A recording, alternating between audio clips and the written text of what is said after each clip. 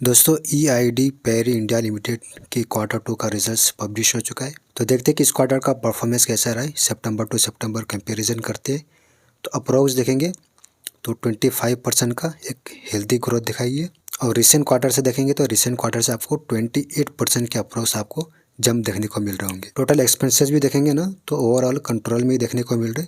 Revenue में increase हुआ है तो खर्चे भी इंक्रीज हुए। तो डायरेक्ट नेट प्रॉफिट की बात करें तो 592 करोड़ से इंक्रीज होकर 766 करोड़ हुआ है। तो 24% के अप्रोक्स जो है नेट प्रॉफिट में भी जंप देखने को मिला है। EPS की बात करें तो 17 रुपये 21 पैसे से इंक्रीज होकर 24 रुपीज़ के आसपास आ गया है। रिसेंट क्वार्टर से और भी बेहतर परफॉर्मेंस देखने को मिल रहा है।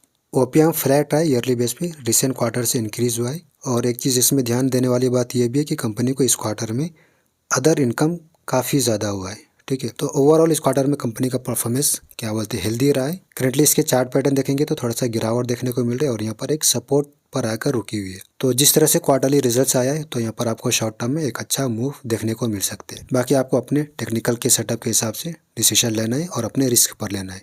मैं सिर्फ एजुकेशनल और इन्फॉर्मेशनल पर्पज़ के लिए बता रहा हूँ। बेहतर है कि अपने फाइनेंशियल एडवाइजर से कंसल्ट करें। साथ में एक और कंपनी को डिस्कस कर लेते हैं जिसका नेम है स्टर्लिंग टूल्स लिमिटेड। ठीक है, 1096 करोड़ के आसपास मार्केट कैप है।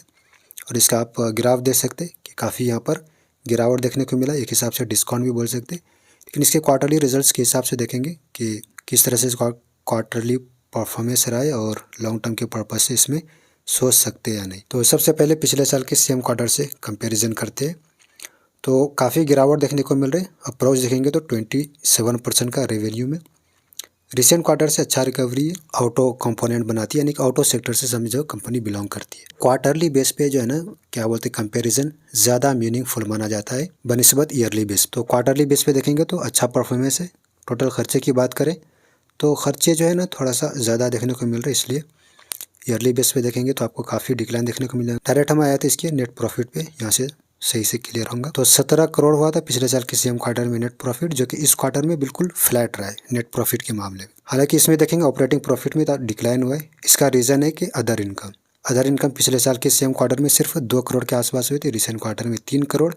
इस क्वार्टर में देखेंगे तो 12 करोड़ देखने को मिला। कंपनी ऑपरेशंस के थ्रू जितना ज़्यादा रेवेन्यू जनरेट करे वो ज़्यादा बेहतर होता है और अदर इनकम जितना कम हो वो बेहतर है। तो EPS में देखेंगे तो हल्का सा गिरावट है, लेकिन रिसेंट क्वार्टर से काफ़ी क्या बोलते हैं बेहतरीन परफॉर्मेंस रहा है।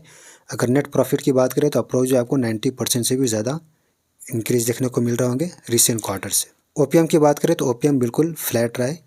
ठीक है, OPM को मेंटेन करके चल रही है। इस क्वार्टर का परफॉर्मेंस जो लेंगे तो मिक्स पॉजिटिव रहा है। ठीक है, क्वार्टरली बेस पे ज़्यादा मीनिंगफुल है तो इसलिए मिक्स पॉजिटिव बोल सकते हैं। और यहाँ पर आपको परसेंटेज वाइज देखेंगे तो आपको 40% का डिक्लाइन शो हो रहे होंगे। तो इसका रीज़न है कि तो ये जो अदर इनकम है तो इसको यहाँ पर समझो माइनस करके इस हिसाब से देखेंगे तो फिर काफ़ी डिक्लाइन हुआ है 40% के आसपास ईयरली बेस पे। तो देखते हैं इसको मार्केट किस तरह से लेता है। तो इसके शेयर प्राइस में काफ़ी गिरावट देखने को मिला है और 50 DMA के नीचे ट्रेड कर रही है। ठीक है, तो यहाँ से उठना तो बनता है, बहुत ही ज़्यादा नीचे आ गया है। तो मार्केट देखते हैं इसको किस तरह से रिएक्ट करता है। बाकी आपको अपने रिस्क पे, अपने एनालिसिस पे, अपने टेक्निकल सेटअप के हिसाब से डिसीजन लेना है। मिलते हैं नेक्स्ट वीडियो में, जब तक के लिए टेक केयर।